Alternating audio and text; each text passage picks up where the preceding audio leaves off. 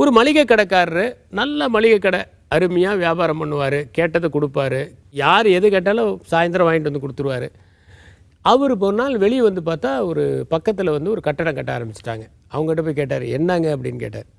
ஒன்றும் இல்லை, நாங்கள் ஒரு சூப்பர் மார்க்கெட் கட்டுறோம். ஐயோ, சூப்பர் மார்க்கெட் கட்டினா இங்கே யார் வருவாங்க?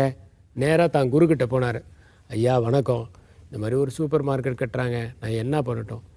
ஒன்றும் பண்ணாத, நாளையிலேருந்து உன் கடையை திறந்தவுடனே நானும் நல்லா இருக்கணும், அந்த சூப்பர் மார்க்கெட்காரங்களும் நல்லா இருக்கணும்னு வேண்டிக்கப்பா அப்படின்னு. என்னங்க இப்படி சொல்கிறீங்க? அவங்க நல்லா இருந்தால் நான் சொல்கிறத கேளுப்பா, போப்பா. போனார்.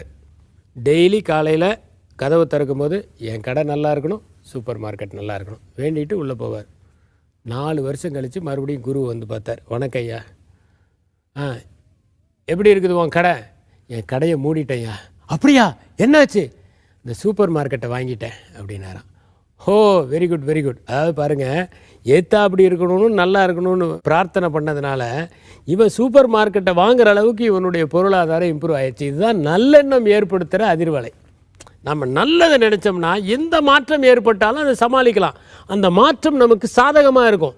ஆனால் நம்ம என்ன நினைக்கிறோம், நல்லதுக்காக வர மாற்றத்தை கூட ஏற்றுக்கிறதுக்கு தயாரில்லை. மாற்றங்களை ஏமாற்றங்களாக நினைக்காமல் நல்ல மாற்றங்களாக நினைத்து மடைமாற்றமாக எண்ணத்தை பரவவிட்டால் நாம் உயர்ந்த இடத்திற்கு வருவோம் என்பதைத்தான் இந்த சம்பவம் நமக்கு தெளிவுபடுத்துகிறது.